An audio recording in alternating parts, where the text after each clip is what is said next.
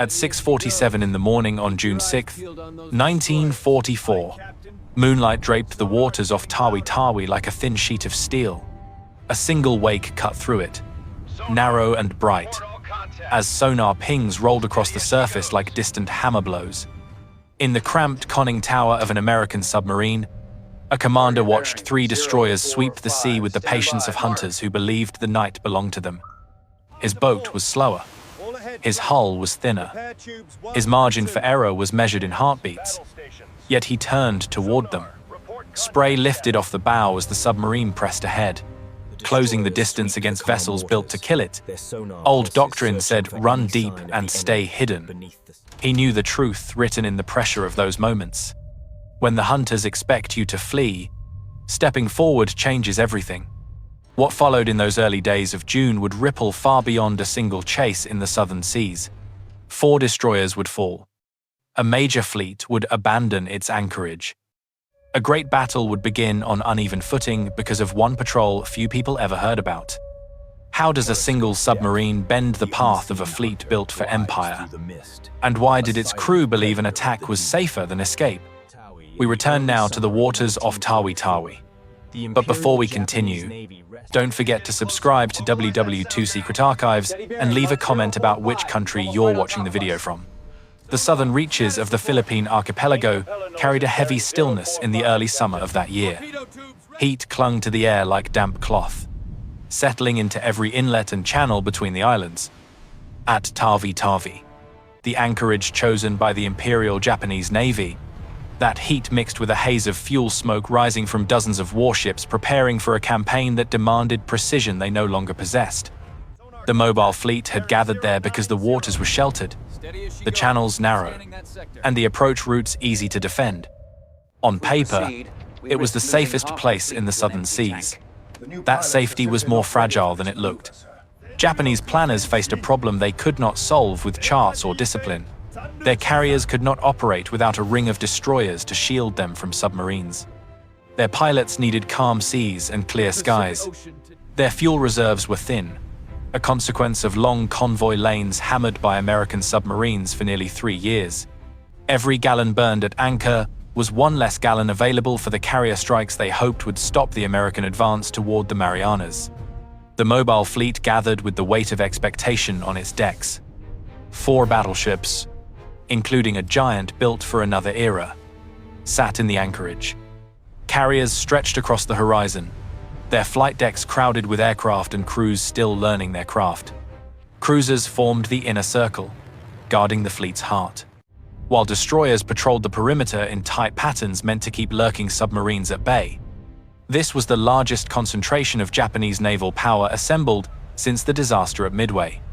It was also a fleet on borrowed time. American codebreakers knew the anchorage was full. They tracked fuel shortages, aircraft losses, and reports of inexperienced pilots rushed into service. They also knew that if the Japanese fleet could launch at full strength, supported by land-based planes from the Philippines, the coming fight in the Central Pacific could turn into a costly struggle. The 5th Fleet needed time. Anything that disturbed the Japanese timetable would be worth its cost. Admiral Charles Lockwood had no illusions about the stakes. His submarines had bled Japanese shipping for years. But warships were a different challenge. Destroyers were fast and armed with sonar that pierced the quiet where submarines hid. Old doctrine taught caution. If a destroyer found you, you went deep and prayed its depth charges missed. Lockwood had watched too many boats vanish following that guidance. He also understood that the Japanese depended on their destroyers more than ever. Losing even a handful would tighten the noose around their already strained logistics. In that tense season, the American submarine force needed a crew willing to push past the limits of habit. They needed a commander capable of trusting instinct over tradition. They needed a boat that could slip into narrow island channels where echoes from reefs and shoals confused sonar and turned the sea into a maze. That need brought USS Harder to Tawi Tawi. Harder had just completed a string of aggressive patrols, each one marked by rising confidence in a style of attack that defied the textbook. Her commander had discovered, patrol by patrol. The Japanese destroyer captains reacted with a predictable hesitation when confronted by a submarine closing the distance instead of running away. That brief hesitation could be measured in heartbeats. It was long enough for torpedoes to cross the final stretch. It was also long enough to change the outcome of a duel between steel hulls meant for opposite ends of the ocean. The waters around Tawi Tawi offered both opportunity and danger. Depths varied sharply, dropping from shallow reefs to dark trenches within minutes of travel. Visibility below the surface shifted with sunlight, and the flow of silt from distant islands. Patrol planes circled overhead at dawn and dusk, their engines humming across the horizon like reminders of the risk. Destroyers prowled every channel, zigzagging through predictable search patterns. The Japanese believed these patterns were tight enough to screen the anchorage from intruders. Harder would test that belief. What made this moment critical was not just geography. It was timing.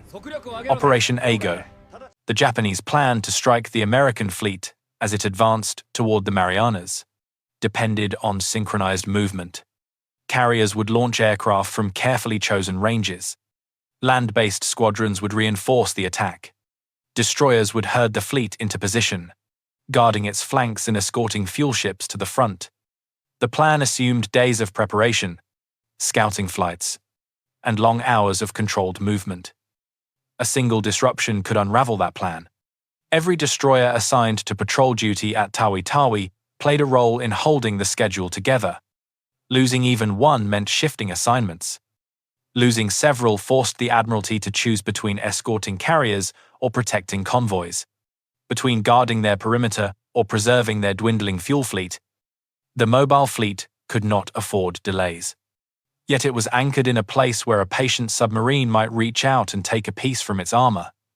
Harder's arrival brought that threat into view. American planners understood that the submarine's strength was not merely its torpedoes. It was its ability to appear where it should not be. It was the capacity to interrupt the rhythm upon which a fleet depended. If Harder could slip through the patrol lines and strike a destroyer, the effect would echo far beyond the loss of a single ship.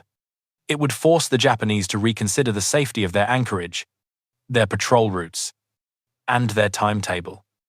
It could push them onto the open sea before they were ready. Harder's crew knew the risks. Tawi Tawi was ringed by patrol zones that grew tighter with every passing week. Pilots flew constant circuits overhead.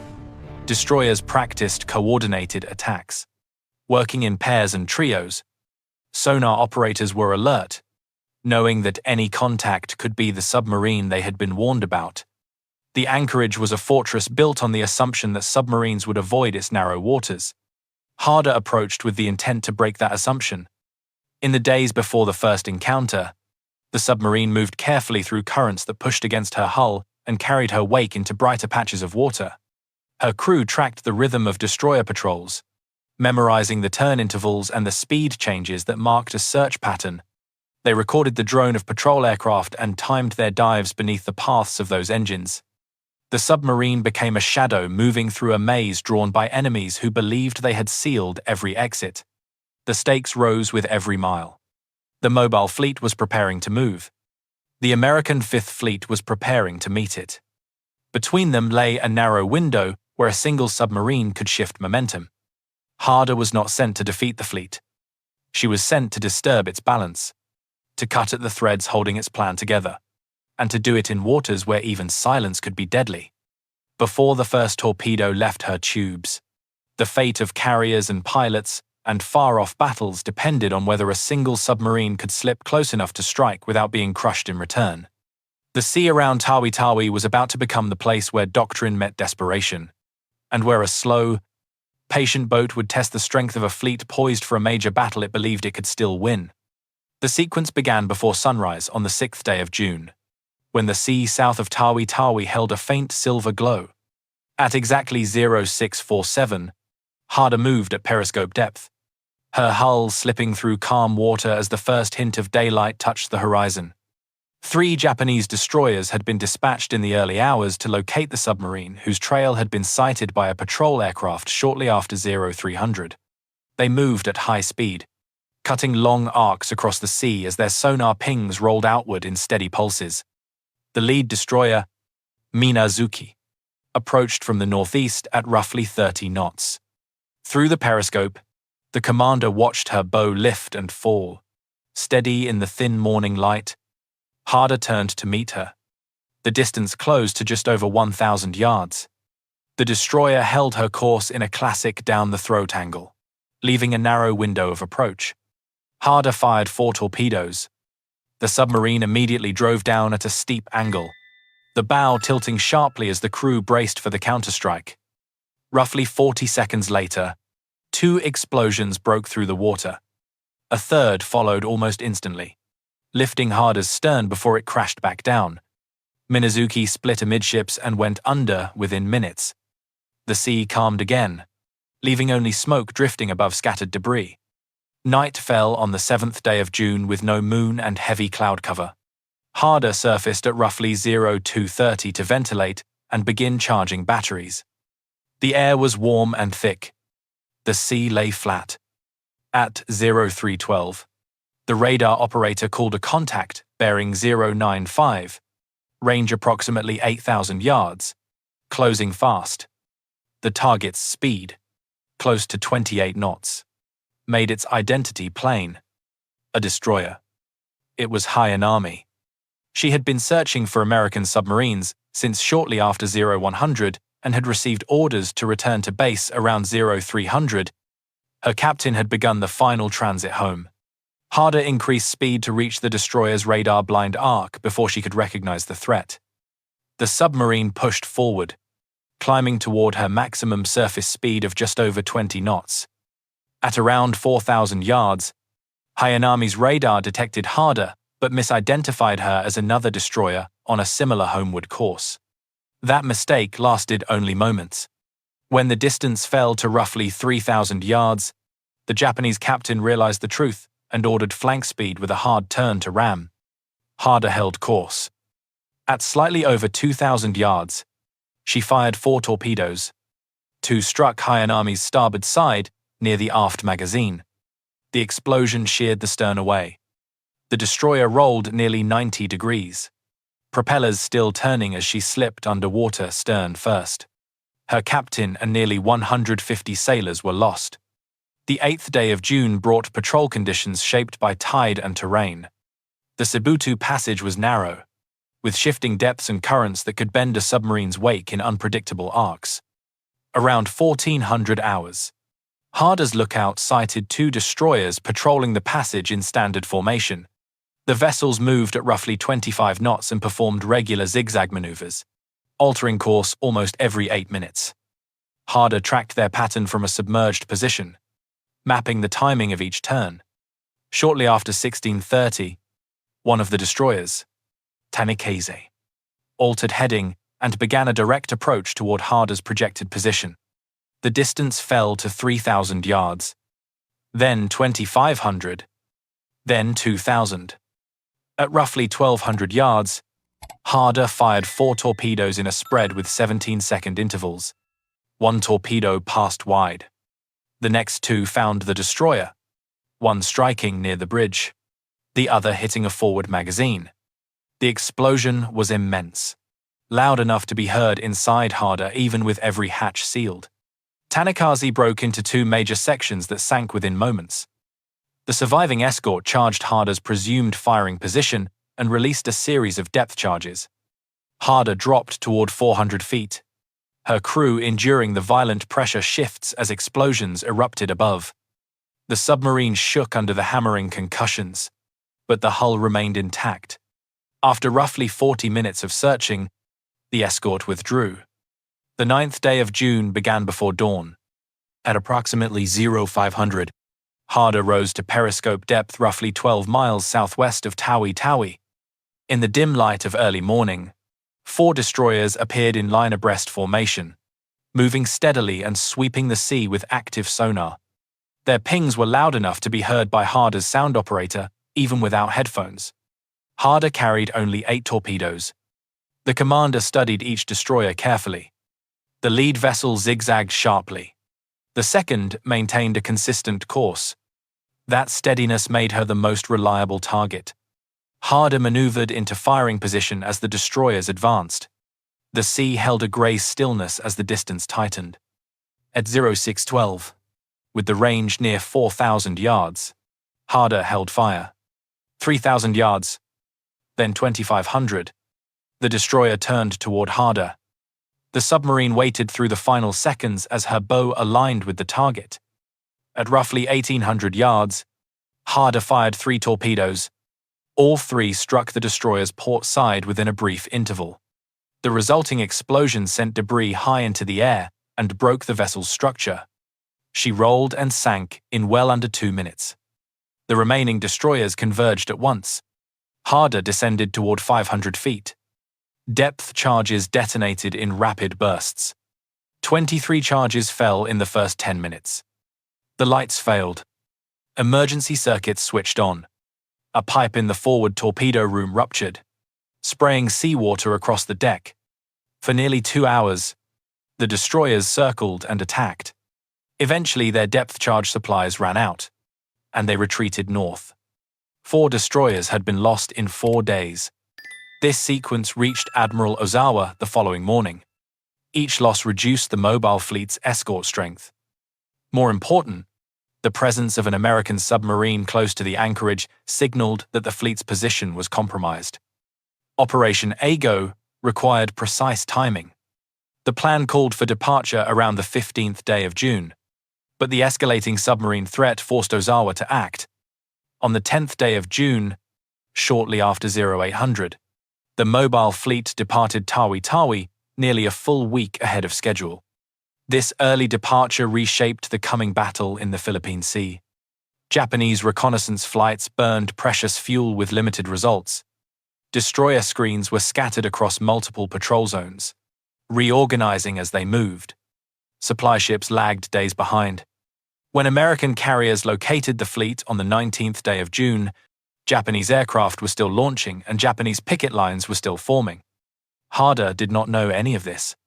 Her final engagements of the patrol unfolded on the evening of the 10th day of June. Roughly north of Sibutu Passage, Harder encountered 2 more destroyers on aggressive search patterns. She carried only 5 torpedoes. Shortly after 1700 hours, Harder fired 3 torpedoes at the lead destroyer, striking the bow and slowing the ship but failing to sink her. The second destroyer charged. Harder fired her final 2 torpedoes. Both missed. She had no torpedoes left. Harder plunged down at emergency speed. Depth charges rained overhead for nearly 90 minutes. 42 charges detonated in total. 3 came close enough to crack gauge glass and open small leaks. The submarine held. At 1900 hours, the destroyer withdrew. Having exhausted its magazines, Harder remained submerged for another hour, then surfaced in fading light and began a slow return to Fremantle. She arrived on the 26th day of June after a 17-day patrol that had changed the course of an approaching battle. Her triumph would be followed by her loss. In late August, during her 6th patrol, Harder operated in a wolf pack west of Luzon.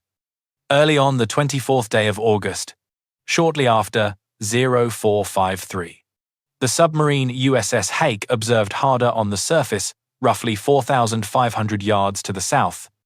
2 Japanese escort vessels, CD-22 and PB-102, were closing in with active sonar. Harder crash-dived. The angle was steep.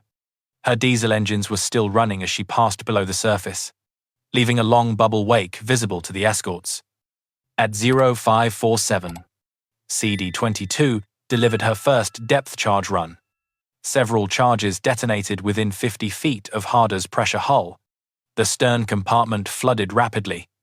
Harder attempted to blow ballast, but the flooding overwhelmed the system.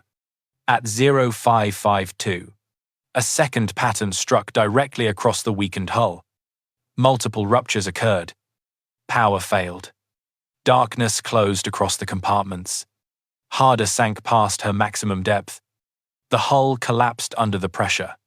The submarine was lost within minutes. The battle sequences near Tawi Tawi, the forced departure of the mobile fleet, And the destruction of Harder near Dasol Bay drew a line across a critical season in the Pacific War. The submarine had struck when timing mattered most, and the fleet she disrupted sailed into battle unready for the fight that followed. Life aboard an American submarine in the Western Pacific carried its own quiet weight. The air inside the pressure hull always felt warm and close. The smell of diesel, machine oil, and metal mixed with the faint scent of damp clothing that never fully dried. Space was scarce. Every bunk sat above a torpedo or against a bulkhead. Every walkway was narrow enough for a single file of men. Crew members learned to curl their shoulders as they passed each other, a small gesture repeated without thought through long months at sea. For the men on Harder, routine became a way to steady the mind. The day began with soft footsteps in the dim red glow of the forward compartment. Coffee brewed in a small pot that rattled when the engines turned. The cooks moved quietly, arranging breakfast in a galley no larger than a small pantry. Men came off watch with slow steps, rubbing tired eyes, easing themselves into benches bolted to the deck. Conversation stayed low. Every sound inside a submarine carried. Every sound mattered. During patrol, silence was more than discipline. It was survival. When Harder ran submerged, the crew spoke in muted tones. Tools were wrapped in cloth to keep them from clattering. The sonar operator listened with steady focus, head angled toward the built-in headset, elbows braced on the console to reduce movement. His world narrowed to faint echoes. A distant propellee, a shift in pitch, a reverberation that hinted at the shape of a ship far above. The young men who served at those stations bore responsibilities far beyond their years. Many had come from farms, factories, or small towns spread across the American states. Few had seen the ocean before the war. Fewer still understood what it meant to sail into waters where the margin for error was measured in seconds. Submarine duty came with the highest casualty rate of any American service. They knew the risk. They volunteered anyway. On Harder, fear did not announce itself with panic. It came quietly, in the long moments between sonar pings or in the silence that followed a depth charge pattern. When the submarine prepared to engage a destroyer, every man understood what lay ahead. A down-the-throat attack meant closing distance against a fast warship built to kill them. It meant trusting the commander's judgment and their own muscle memory. It meant the knowledge that if a torpedo failed to run true or struck too shallow or too deep, the destroyer would drop explosives directly overhead. In those seconds before firing, the control room grew still. Officers leaned over plotting tables, whispering range and angle. The helmsman steadied the bow. The diving officer watched depth gauges with a hand resting on the trim wheel. No one raised his voice. No one broke the rhythm. Years later, survivors from other boats would recall those moments as the quietest in submarine life. A silence so complete that even the low hum of the electric motors felt louder than it should. When the order to dive came, the calm broke. The bow dipped. Loose items shifted. The hull creaked as pressure increased. Men braced their feet and gripped the nearest handhold. Above them, destroyers pounded the water with depth charges. The explosions hit like heavy fists. A bright flash might shatter a bulb. A pipe might burst and spray cold seawater across the deck. Cork insulation drifted from the overhead. Each concussion rolled through the compartments like a giant breath pressed against the steel. Yet during the long minutes of an attack, fear mixed with a disciplined focus. Crew members checked valves by touch. They steadied equipment. They whispered damage reports into the intercom. Every action mattered. When the sonar operator called out echo fading, a slow breath filled the control room. The destroyers had moved on. Harder lived to fight again. Between attacks, life settled back into its confined rhythm. Men wrote letters knowing they would not be mailed until the patrol ended. They swapped stories of home, sometimes in quiet tones, sometimes in short bursts of laughter that eased the tension of long days in the deep. A radio man might read a worn book between transmissions. A machinist might tune a pump that never quite behaved. A cook might prepare a meal meant to lift spirits on a day when the submarine had endured too much. They were young, yet the sea made them older than their years.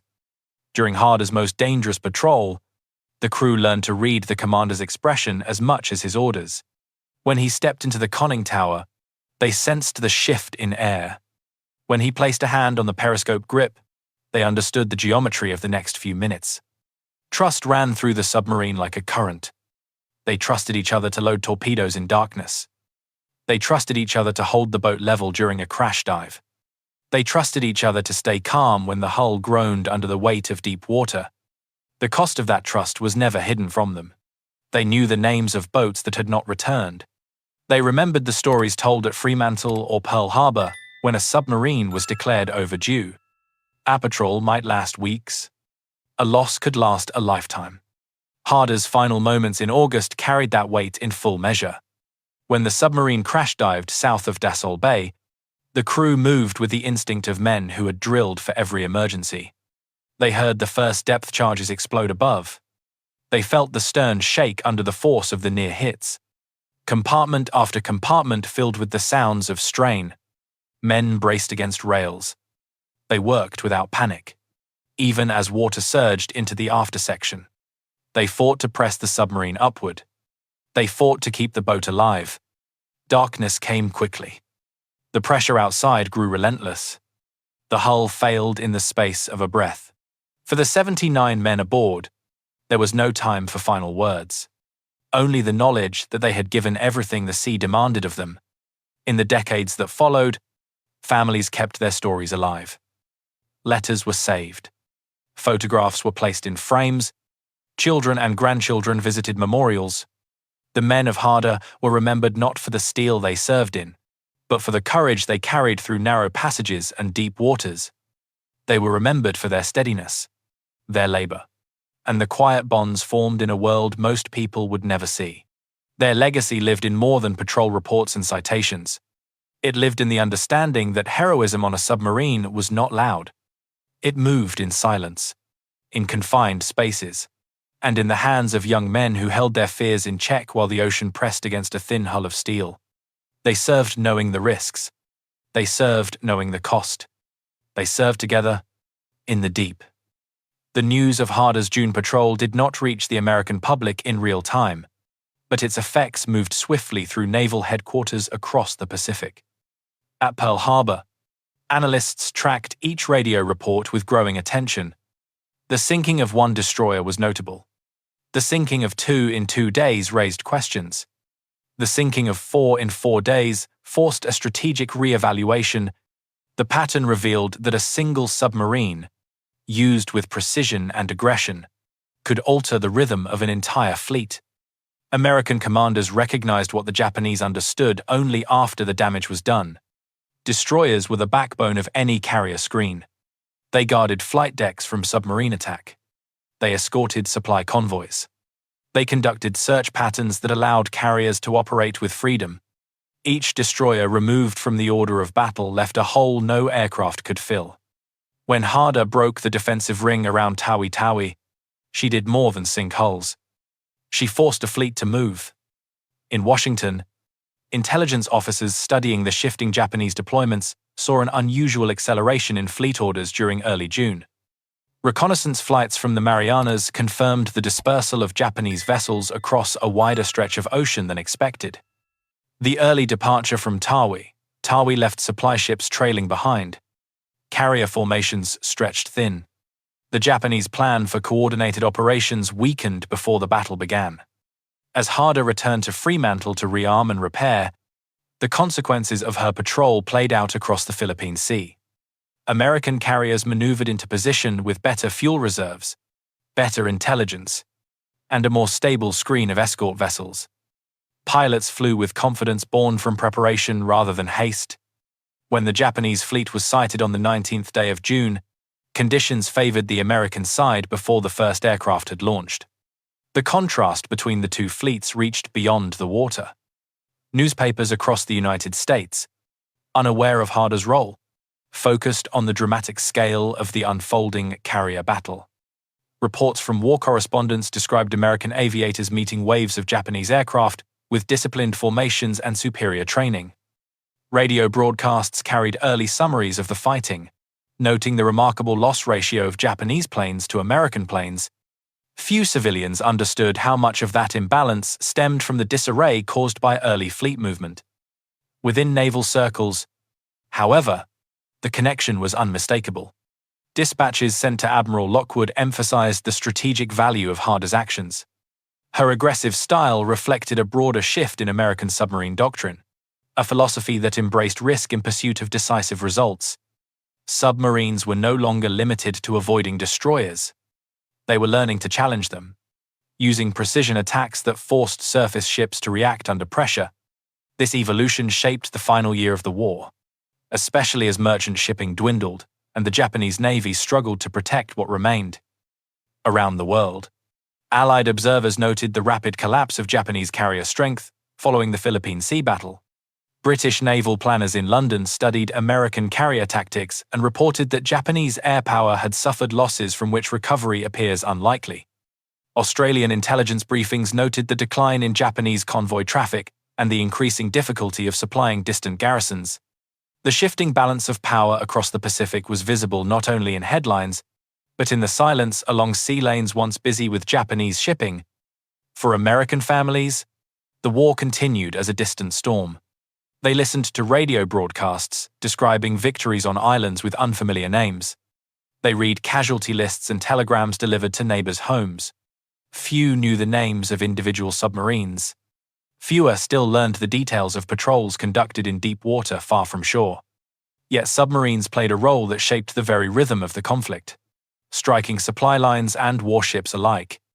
Harder's impact was felt most strongly among the sailors who served aboard other submarines. Her patrol reports circulated through training rooms and wardrooms from Pearl Harbor to Brisbane. Commanders studied her firing solutions. Young officers analyzed the geometry of each attack. The lessons became part of a growing confidence that American submarines, when used with boldness and precision, could challenge surface fleets directly. This shift influenced patrol tactics across the Pacific during the months that followed. By late summer, American advances in the Marianas created new airfields that placed Japanese home waters within reach of long-range bombers. Carrier groups gained forward bases. Supply lines shortened. Each step tightened the pressure on a naval force already weakened by early losses. The Japanese Navy faced a shrinking perimeter and fewer resources with which to defend it. Harder's actions did not decide the battle alone, but they reshaped the timing, the alignment, and the readiness of a fleet that had once been the pride of an empire. The world after the Philippine Sea battle moved toward a new phase of the conflict. American industry continued to produce ships and aircraft at a pace unmatched by any opponent. Allied strategies across the Pacific gathered momentum. The collapse of Japanese carrier aviation signaled a turning point understood by military planners in Washington, London, Canberra, and Chongqing. The balance had shifted, and it would not return. In that broader arc, Harder's patrol stood as a reminder of how a small vessel, guided by a determined crew, could influence events far beyond the limits of her steel hull. The submarine operated in silence, far from headlines. Yet her actions touched decisions made in flagships, war rooms, and command centers across the Pacific and beyond. The trajectory of Harder's story stretches across the Pacific like a narrow wake that refuses to fade. Her patrols began as one more thread in a vast naval campaign, but they grew into something larger, something that reached beyond the steel of a single submarine. The battles she fought near Tawi Tawi reshaped more than local waters. They altered the timing of a major fleet movement, shifted the balance of a crucial engagement, and demonstrated that a small crew operating in silence could influence decisions made far beyond their horizon. When Harder sailed from Fremantle after her June patrol, the crew carried both pride and fatigue. They understood the danger of returning to sea. Submarine duty offered no illusions. Every man knew the risks held beneath each dive. Yet they accepted the next mission with the same quiet resolve that had carried them through narrow passages and rising pressure. They followed a commander who believed that aggression, executed with precision, could break the rhythm of enemy forces, and time proved him right. Harder's final patrol ended in darkness south of Dasol Bay. The sea closed over her hull, sealing the fate of 79 men whose courage had shaped one of the most consequential submarine operations of the war. Their loss was not announced with fanfare. It arrived as a brief notice, a line in a wartime bulletin, a conclusion marked by respect rather than detail. Families learned of the loss through telegrams that left questions unanswered. Only after the war did the full account find its way into official records. In the years that followed, naval historians traced the effects of Harder's contributions with clarity. They saw how 4 destroyers lost in 4 days forced the Japanese mobile fleet to depart Tawi Tawi early. They studied the consequences of that timing on reconnaissance, fuel, readiness, and fleet alignment. They connected these factors to the outcome of the Battle of the Philippine Sea. They noted how American submarines, encouraged by Harder's example, began adopting more assertive tactics against warships, leading to a shift in doctrine that influenced the final year of the conflict. Yet the deeper meaning of Harder's story lies not only in tactics or outcomes. It lives in the quiet courage of the men who served aboard her. They were sons of farmers, mill workers, machinists, and teachers. They came from inland towns as well as coastal cities. They stepped into a world of red-lit compartments, steel bulkheads, and long patrols that blurred day and night into a single rhythm. They learned to trust each other with their lives, and they learned to face fear without letting it define them. Underwater warfare required a kind of endurance that did not appear in photographs or newsreels. It demanded patience as much as boldness, calmness as much as daring. Moments of violent action were followed by long stretches of silence, where every sound might signal danger. The men aboard Harder lived inside that tension. Their bravery was not loud. It was steady. It moved through routine tasks, watch rotations, torpedo checks, and quiet conversations shared in cramped spaces. It showed itself when the hull trembled under the force of a depth charge, or when the crew worked together in darkness after a pipe burst or a light failed. The discovery of Harder's wreck in recent years offered a moment of reflection for families who had waited decades for answers. The images of her hull resting upright on the sea floor carried a solemn beauty. Her conning tower still rose from the deck. The damage from depth charges remained visible. The sea had claimed her, but time had preserved her shape.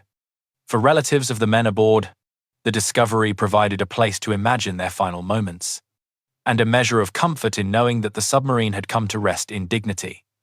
Harder's legacy belongs not only to the past, it continues to resonate in naval academies, training centers, and archives where her patrol reports are studied for their clarity and discipline. Her aggressive tactics are analyzed not for imitation but for the insight they offer into human judgment under pressure. They show how a commander shaped by experience can alter the expectations of an enemy. They show how courage, when balanced by skill and restraint, can open paths that once seemed impossible. At Arlington, where Commander Day is buried, his headstone carries simple words. They speak to duty and service rather than glory. Visitors who pause there often reflect on how many untold stories lie behind each inscription. Harder's story, preserved through reports, citations, and the memories of survivors, reminds us that history is built from such lives. The submarine and her crew shaped events far beyond what they could see from the confines of their pressure hull. Their actions became part of a larger tide that moved the war toward its final chapters. In the end, the image that remains is not one of battle alone. It is the image of a submarine rising through early dawn, her wake drawn thin across calm water, her crew prepared for whatever lay beyond the horizon. It is the image of men working together in silence, trusting one another in moments when seconds mattered. It is the image of a vessel that changed the course of a fleet through courage measured not in volume but in resolve. As we remember the men of Harder, we honor more than a list of victories. We honor their discipline, their endurance, and the example they left for those who came after. Their legacy continues in the stories we preserve and in the quiet lessons drawn from their service. Their courage belongs to history, but the meaning of that courage endures in the present. Thank you for watching, and thank you for helping keep these memories alive. If you would like to explore more stories of sacrifice, strategy, and the hidden battles beneath the surface of the Pacific War, don't forget to subscribe WW2 Secret Archives before checking out the next video in the end screen.